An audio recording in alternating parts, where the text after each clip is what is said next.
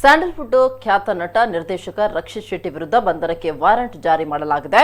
ಕಿರಿಕ್ party ಸಿನಿಮಾಗೆ copyrights ಇಲ್ಲದೆ ಲಹರಿ ಸಂಸ್ಥೆಯ ಹಾಡು ಬಳಸಿಕೊಳ್ಳಲಾಗಿದೆ ಅಂತ ಆರೋಪಿಸಿ ನಟ ರಕ್ಷಿತ್ ಶೆಟ್ಟಿ ವಿರುದ್ಧ ಕೇಸು ದಾಖಲಾಗಿದೆ. ಈ ಹಿನ್ನೆಲೆ 9ನೇ ಎಸಿಎಂಎಂ ಕೋರ್ಟ್ ಸಮನ್ಸ್ ಜಾರಿ ಮಾಡಿತು. ಆದರೆ ರಕ್ಷಿತ್ ಶೆಟ್ಟಿ ನ್ಯಾಯಾಲಯದ ಸಮನ್ಸ್ಗೆ ಲಿಖಿತ ಉತ್ತರ ನೀಡಿರಲಿಲ್ಲ, ವಿಚಾರಣೆಗೂ ಕೂಡ ಹಾಜರಾಗಿರಲಿಲ್ಲ.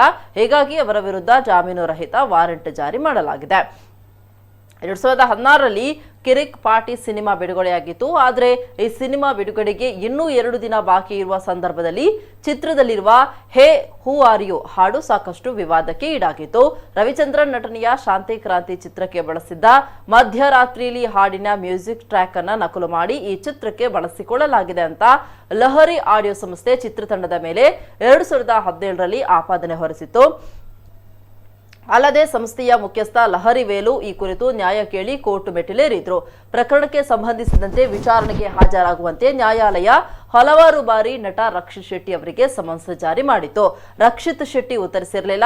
ಫೆಬ್ರವರಿ 20ರಂದು ಕೋರ್ಟ್ಗೆ ಹಾಜರಾಗುವಂತೆ ಮತ್ತೆ ನ್ಯಾಯಾಲಯ ಪರಮ್ಸ್ ಸ್ಟುಡಿಯೋಸ್ ಪ್ರೈವೇಟ್ ಲಿಮಿಟೆಡ್, ನಟ ರಕ್ಷಿತ್ ಶೆಟ್ಟಿ ಹಾಗೂ ಕಿರಿಕ್ ಪಾರ್ಟಿ ಸಂಗೀತ ನಿರ್ದೇಶಕ ಅಜನೀಶ್ ಲೋಕನಾಥ್ಗೆ ಸಮನ್ಸ್ ಜಾರಿ ಮಾಡಿತ್ತು. ಆದರೆ ಈ ಬಾರಿಯೂ ವಿಚಾರಣೆಗೆ ಹಾಜರಾಗದ ಕಾರಣ ಇದೀಗ ಬಂಧನದ ವಾರೆಂಟ್ ಹೊರಡಿಸಲಾಗಿದೆ.